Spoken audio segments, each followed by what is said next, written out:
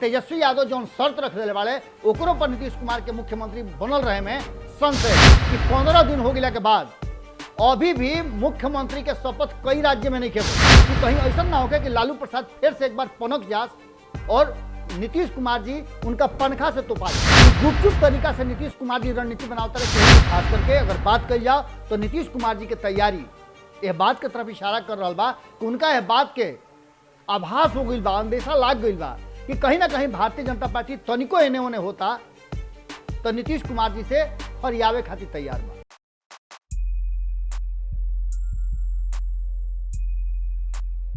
शहादत दिवस पर सभे शहीद के हियरा से नमन करतनी और आज जौन आज़ादी के सुख हमनी के भोग रहल बन जा ओकरा खातिर वो लोग के कोटि कोटि धन्यवाद बा। संगे संगे 4 गो लाइन लिखले रही शहादत दिवस खातिर ही कि माँ भारती जेकर जाई उ वीर लाल कहायले, माँ भारती जेकर जाई उ वीर लाल कहायले, शेर के सवारी वाली माँ के लाल शेर कहलायले, शेर के सवारी वाली माँ के लाल शेर कहलायले। भगत सुखदेव राजगुरु से अंग्रेज कब कपैले, भगत सुखदेव राजगुरु से अंग्रेज कब कपैले, फांसी के फंदा पर हंस के गला लगा ली, फांसी के फंदा हंस के गला लगैले। आजाद होके भारत लहू से आचमन कैले, आजाद होके भारत लहू से आचमन कैले।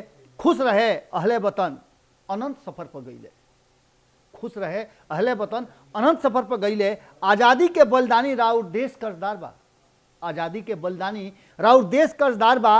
आज़ाद हवा में सांस लेता राउरे उपकार बा। गोड़ लागतनी हेरा से अभिनंदन बारू वालों के अपना कार्यक्रम जौन के नाम है खूटा ठोक। आज खूटा ठोक पर बिहार के राजनीति के एगो ऐसा अनछुअल पहलू रुआ के सामने लेके आयल बानी जौना में रुआ अक्सर सुनले हो कब कि फलना के दाल ना गलल, चिलना के दाल ना गलल, नीतीश कुमार के दाल कैसे गली। आज यही विषय पर रुआ लोग से बातचीत करे के बाद कि नीतीश कुमार के दाल कैसे गली, भाजपा मचा दिलस खलबली। अब एकरा में कोनो संशय रुआ लोग के बा। काल खातिर रुआ लोग के बहुत बहुत धन्यवाद देव हम कि काल रुआ लोग के एपिसोड जौन रहे वो बड़ा पसंद आयल और एपिसोड के बाद कई लोग व्यक्तिगत रूप से हमरा के फोन भी कइल कि सबसे बड़ बात बा कि रुआ कोनो गठबंधन में रही लेकिन राउर साच बोले में अगर सहभागिता बा तो रुआ सही में राजनेता बानी। काल जौना तरीका से हमरा बातचीत भइल और काल के एपिसोड में जौन एनडीए और एनडीए के भीतर मचल घमासान पर हिंदुस्तानी आवाम पार्टी के तरफ से दानिश रिजवान जौन बात कहले वो काफ़ी पसंद आई। आज भी रुआ लोग के एगो ऐसने बिहार के खूब बढ़िया से जाने वाला मुखर और प्रखर प्रवक्ता वाले भारतीय जनता पार्टी के, उनका से आज बातचीत के दौरान का कुछ भइला और कैसे वो अपन बात रखले और भारतीय जनता पार्टी के आगे के आइडियोलॉजी क्या बा, आगे बिहार के लेकर के देश के लेकर के भारतीय जनता पार्टी का सोचता, बिहार के विशेष राज्य के दर्जा काहे ना मिलल, एकरा साथ साथ नीतीश कुमार के दाल गली कि ना गली, ये सारा विषय पर बड़ा खुल के बात भइला। एक पूरे बात में अखिलेश सिंह के साथ जो उनकी भारतीय जनता पार्टी के प्रवक्ता बड़न उनका से बड़ा खुल्लम खुला बात भइला और भोजपुरी में भइला। वो भोजपुरिया हवे और निठाह भोजपुरिया हवे, उनका बात से बहुत कुछ खुल के सामने आ जाई। लेकिन रुआ लगातार देखत होगा कि नीतीश कुमार जी तैयारी जबरदस्त कर रहा बाड़े। खास करके अगर बात कही जाओ तो नीतीश कुमार जी के तैयारी यह बात के तरफ इशारा कर रहा बा कि उनका यह बात के आभास हो गई बा, अंदेशा लाग गई बा कि कहीं ना कहीं भारतीय जनता पार्टी तनिको एने ओने होता तो नीतीश कुमार जी से फरियावे खातिर तैयार बा। ये बात 2015 में भी भई रहे। 2015 में नीतीश कुमार जी के लेकर के भारतीय जनता पार्टी के का विचार रहे और खास करके भारतीय जनता पार्टी के सबसे गोल्डन बॉय जो चेहरा वाले नरेंद्र मोदी के का विचार रहे इन वालों से छुपल नहीं खे। अब ओकर चर्चा करे के कोनो जरूरत नहीं खे। लेकिन भारतीय जनता पार्टी वर्तमान परिस्थिति में नीतीश कुमार जी के साथ रहे के पीछे और वो भी ज्यादा संख्या के बाद, नीतीश कुमार जी से जब भी कोई बड़ हो जाला संख्या बल के हम बात करतनी तो नीतीश कुमार जी के डर होखे लागेला और एकरा खातिर नीतीश कुमार जी अपन योजना और रणनीति बनावल शुरू कर देले। हालांकि अभी तो देर हो रहा बा जौना तरीका से नीतीश कुमार जी 2015 में महागठबंधन के साथ चुनाव लड़ले, मुख्यमंत्री बनले, लेकिन उनका डर मन में आ गई रहे कि कहीं ऐसा ना हो कि लालू प्रसाद फिर से एक बार पनक जास और नीतीश कुमार जी उनका पंखा से तोपा जास। आज एक बार फिर नीतीश कुमार जी के डर हो गई बा और यह कारण बा कि नीतीश कुमार जी के रणनीति भीतरे भीतर बन रहा बा। ओहिए रुआ देखत हो कब कि गुपचुप तरीका से नीतीश कुमार जी रणनीति बनाता रहे, केहू से भेंट करता रहे, केहू से मुलाकात करता रहे, वे प्रशांत किशोर से बात कर ली या अन्य लोग से मुलाकात के बात कर ली। एक पहले भी रुआ लोग से कई हाली बतौनी कि कई राज्य के लोग से मुलाकात के बात होत रहे। ये सब के अलावे अब जो स्थिति सामने बा वो स्थिति में जहां नीतीश कुमार जी लुका छिपा के योजना बनावता रहे, प्लान बनावता रहे, भारतीय जनता पार्टी खुल्लम खुल्ला प्लान बनावता। रुआ नजर आवत हुई कि भारतीय जनता पार्टी अब पहले लेखा उत्साह नहीं के। 2015 में रुआ याद हुई कि जैसे ही पोस्टल बैलेट के गिनती शुरू भइल, भारतीय जनता पार्टी पड़ाका मिठाई लेकर के रोड पर उतर गई रहे, लेकिन ओकर परिणाम का भइल अति उत्साह में भारतीय जनता पार्टी के बड़ा ओकर दंश झेले के पड़ल। हालांकि नीतीश कुमार जी के महिमा रहे कि 2 साल के अंदरे में भारतीय जनता पार्टी सत्ता में आ गई, पड़ाका मिठाई ओकर तमाइल ना बल्कि काम में आ गई 2 साल के बाद। लेकिन अब जो वर्तमान स्थिति बा ओकरा में भारतीय जनता पार्टी एक एक कदम फूक फूक के रखत। 4 राज्य में 5 राज्य के चुनाव भरला, 4 राज्य में भारतीय जनता पार्टी अपन खूटा गाड़ दिलस। लेकिन अभी तक ले रुआ देखले होकर कि 15 दिन हो गया के बाद अभी भी मुख्यमंत्री के शपथ कई राज्य में नहीं खे भइल। खास करके उत्तर प्रदेश में मुख्यमंत्री के जो शपथ ग्रहण हुई ओकरा के बड़ा इवेंट बनावे के तैयारी चल रहा बा और ये 2024 के तैयारी हुई। नीतीश कुमार जी भी 2024 के तैयारी करता रहे। बार बार उनका पार्टी के तरफ से रुआ देखले हो कब कि कई गो नेता बाड़े, कई गो नीतीश कुमार के करीबी लोग बा, उ लगातार ही कह रहा बा कि हमनी के 2024-2025 के तैयारी शुरू कर दिले बन जा। अब नीतीश कुमार जी के दाल गलावे के तैयारी हो रहा बा, ओकरा में प्रशांत किशोर के भी जोरन लागता और संगे संगे कहल जा रहा बा कि शरद यादव सहित अन्य कई दल बाड़े जौन की कोशिश कर रहा बड़े कि भारतीय जनता पार्टी के विरुद्ध में एक बड़ा मजबूत गठबंधन तैयार होके। यह गठबंधन में कहल यह जा रहा बा कि कांग्रेस भी पूरी तरह से तैयारी कर रहा बा और सबके मन में नीतीश कुमार बाड़े। लेकिन नीतीश कुमार के दाल कैसे गली ये पूरे विषय पर और बिहार में नीतीश कुमार जी के डिमांड के पीछे का कारण रहे, जातीय जनगणना के पीछे नीतीश कुमार जी जो विपक्ष के जुटौले और साथे जाके प्रधानमंत्री से मिलले होकर का मकसद रहे, बिहार के विशेष राज्य के दर्जा मांगे खातिर नीतीश कुमार जी बार बार जो प्रयास करता रहे, उनकर पार्टी के तरफ से प्रयास हो रहा बा। सदन में भी यह बात के उनका पार्टी के राष्ट्रीय अध्यक्ष ललन सिंह उठा रहा बड़े, एक पीछे का रणनीति का बा। भारतीय जनता पार्टी एक विषय में का सोच रहा बा और बिहार लगातार विकास कर रहा बा नीतीश कुमार जी के अनुसार। लेकिन ओकरा बावजूद भी केंद्र सरकार के तरफ से कहीं ना कहीं नीतीश कुमार जी के बिहार, विकसित बिहार जो कहल जा रहा बा, उस सबसे फिसड्डी काहे हो जाता।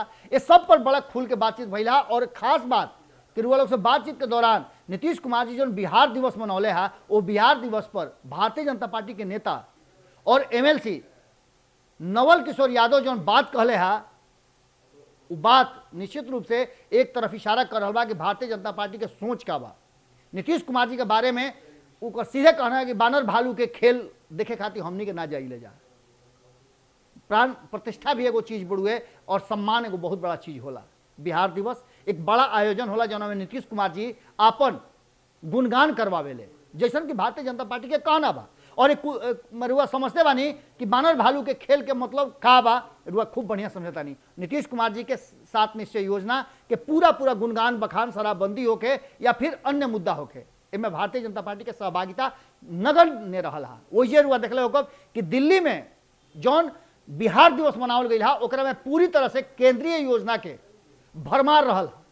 नरेंद्र मोदी और भारतीय जनता पार्टी के सरकार काकुल कर रहल बा, ओकरा विषय में रहल है। ये पूरे विषय पर जब खुल करके बातचीत सामने आई तो रुआ सब समझ में आ जाई।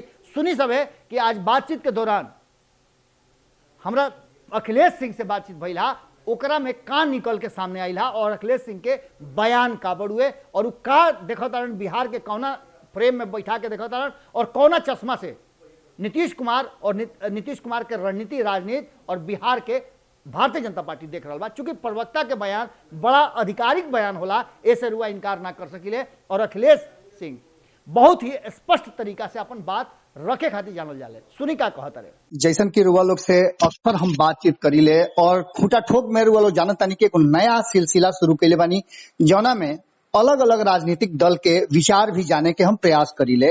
वर्तमान बिहार के राजनीति होके या देश के राजनीति होके ओकरा के सब मिला जुला करके और हम कोशिश करीले कि रुआ लोग तक साच बात जौन की राजनीतिक दल के लोग का सोचता, राजनीतिक जाने वाला लोग का सोचता और बिहार के राजनीति पर पकड़ रखे वाला लोग का जनता, खास करके हम टारगेट जौन करता नहीं वो हिसाब से रुआ लोग के एक बात के अंदाजा लग जाई कि बिहार में का कुछ हो रहा बा और वर्तमान राजनीतिक जो माहौल बा ओकरा पर का विचार रखत रहे अलग अलग राजनीतिक दल के लोग। आज खूंटा ठोक में रुआ लोग के साथ हम जोड़तानी भारतीय जनता पार्टी के प्रखर प्रवक्ता बा और बिहार के राजनीति पर बेहतर पकड़ रखे वाला और अपन बात बड़ा बेबाकी से रखे वाला हमरा संगे बड़न आज अखिलेश सिंह जी।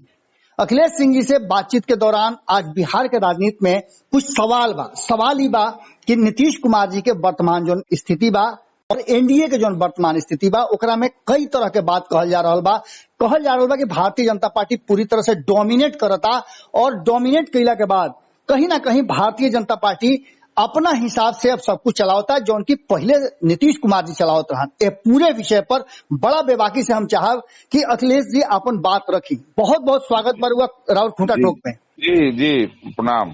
सबसे पहले जरूर से जानल चाहब कि बिहार के राजनीति में नीतीश कुमार और भारतीय जनता पार्टी के बीच में का कुछ चल रहा बा? ना कुछ नहीं के चलत, जैसे पहले चलत रहे आजो चल रहा बा। आ दोसर बात ये बा कि हमने पहले भी सब मिलजुल के सरकार चलावत रही, आजो मिलजुल के सरकार चलावत नहीं। नीतीश जी हमारे मुखिया बाण, नीतीश जी एक पूरा गठबंधन के नेता बाण, उनकरे नेतृत्व में सब कुछ चल रहा बा। हाँ ये जरूर बा भारतीय जनता पार्टी उनका साथ दे रहा बा, भारतीय जनता पार्टी के एक एक संगठन उनका साथे बा।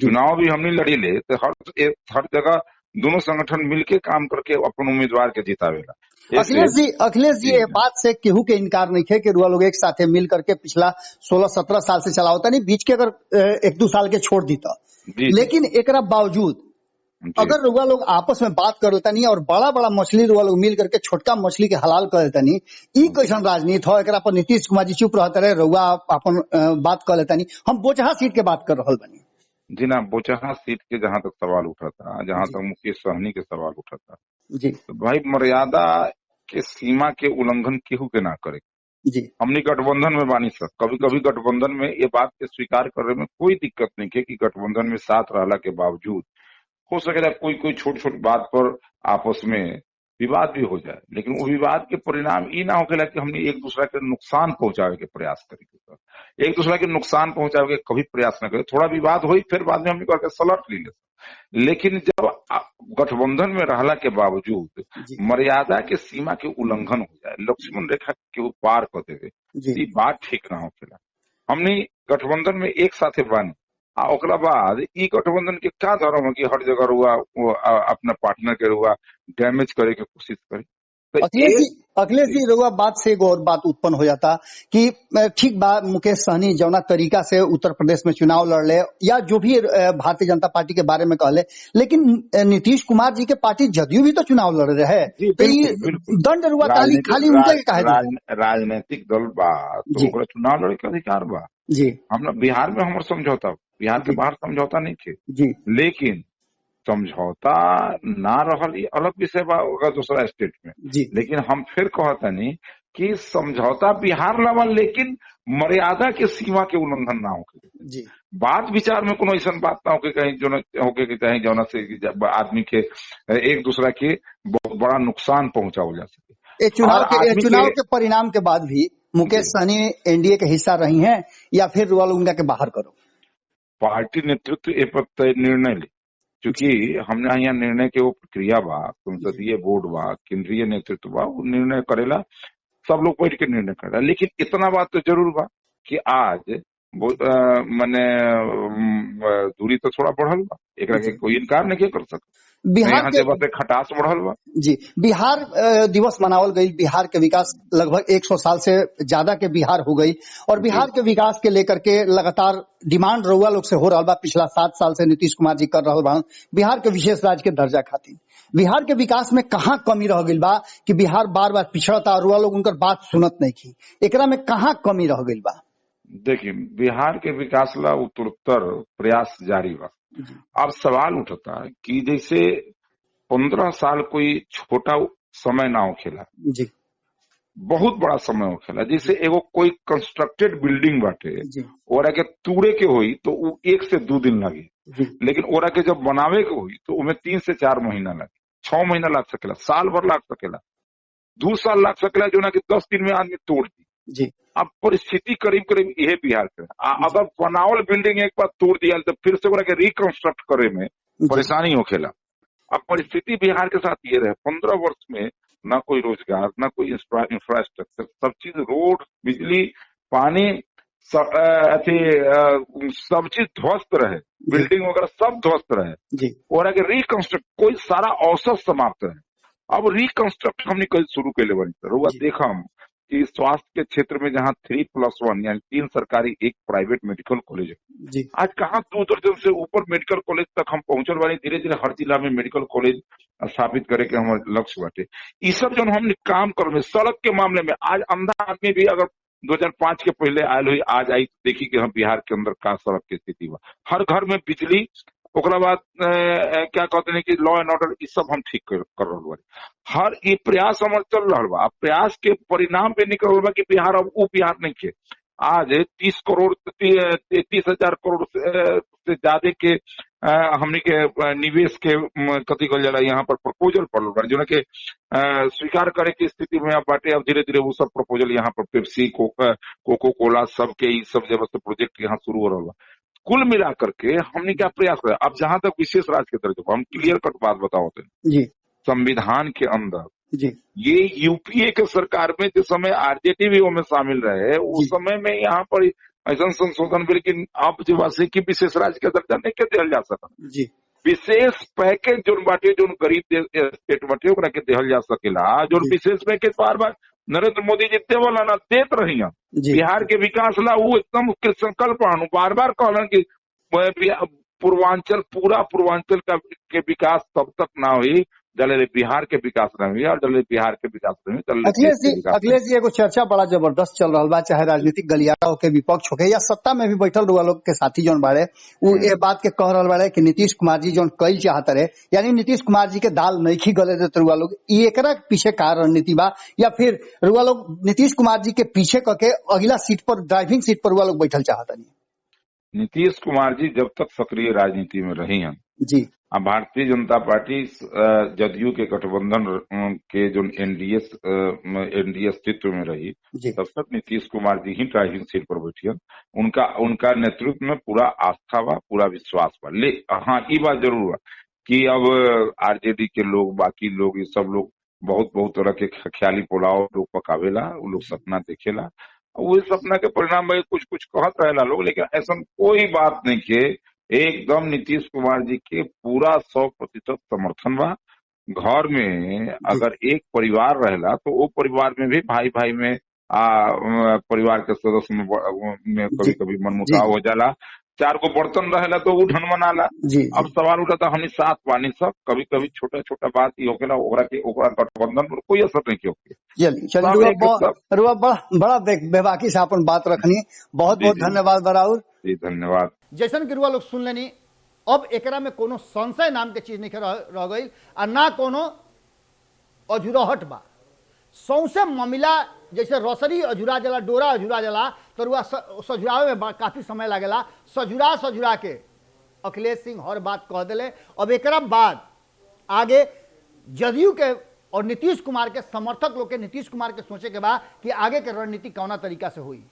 ये पूरे जो एपिसोड रहा है, ये एपिसोड में हम प्रयास कैनी है कि रुआ लोग से बिहार में हो रहा उथल पुथल के बीच में का सोच रहा बा अलग अलग लोग वो पहुंचावे के प्रयास करता नहीं। एगो बात चलत रहे कि खेला हुई, लेकिन खेला होके वाला बात लगातार कहल जा रहा बा। एक तरफ जहां तेजस्वी यादव लगातार ही कहत रहन कि नीतीश कुमार जी के दिन पूरा हो गई बा, इनकर सरकार जल्दी भसी, लेकिन ओकरो कहला आज 6 महीना से ऊपर हो गई।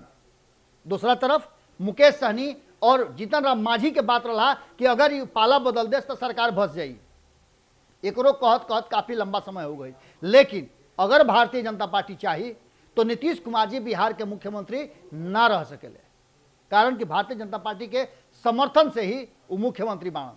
दूसरा तरफ भारतीय जनता पार्टी जन तरीका से काम कर रहा बा और तेजस्वी यादव जो शर्त रख दिले वाले ओकरो पर नीतीश कुमार के मुख्यमंत्री बनल रहे में संशय बा। अब ये सब तरीका के देख ली तो 2024 के तैयारी खातिर जौन गाँवे गाँवे बूथ बूथ घूम करके जदयू के लोग तैयारी कर रहा बा 2024 के 2025 के, वो तैयारी में कहीं ना कहीं ये बात पक्का हो गई अखिलेश सिंह के बातचीत के दौरान कि भारतीय जनता पार्टी नीतीश कुमार के दाल ना गले दी। और कहीं ना कहीं भारतीय जनता पार्टी मुकेश सहनी के आगे कह के पहले रुआ पता हुई कि भले दाव चल रहन नीतीश कुमार, लेकिन वो दाव उल्टा पड़ गई जो चिराग पासवान वाला रहे। अब चिराग पासवान के फिर से भारतीय जनता पार्टी में बुलावे के मतलब बा कि नीतीश कुमार के कहीं ना कहीं बात उल्हा करना। दूसरा तरफ मुकेश सहनी के मुड़ी पर कहीं ना कहीं नीतीश कुमार के चेतावनी भारतीय जनता पार्टी दे रहा बा कि ज्यादा एने ओने करब तो तोहरो स्थिति उहे हो जाई। यानी कि नीतीश कुमार के दाल गले में अब संशय निश्चित रूप से पैदा हो गई बा। आज एजे रुआ लोग से विदा ले, कल फिर मिले के वादा के साथ है और रुआ लोग से इस बात के उम्मीद के साथ कि जैसे रुआ लोग लगातार अपन विचार अपन बात रख रहा बानी, एक खाली फिर रुआ लोग से निहोरा करब कि अपन विचार जरूर रखी। और अगर बिहार के राजनीति या कोनो विषय पर रुआ बात कर चाहतानी तो स्टूडियो में रुआ लोग के हम आमंत्रित करतानी। आई सब खुल के अपन बात रखी, ई मंच राउरे ह रउए खातिर बा। गोड़ लागतानी।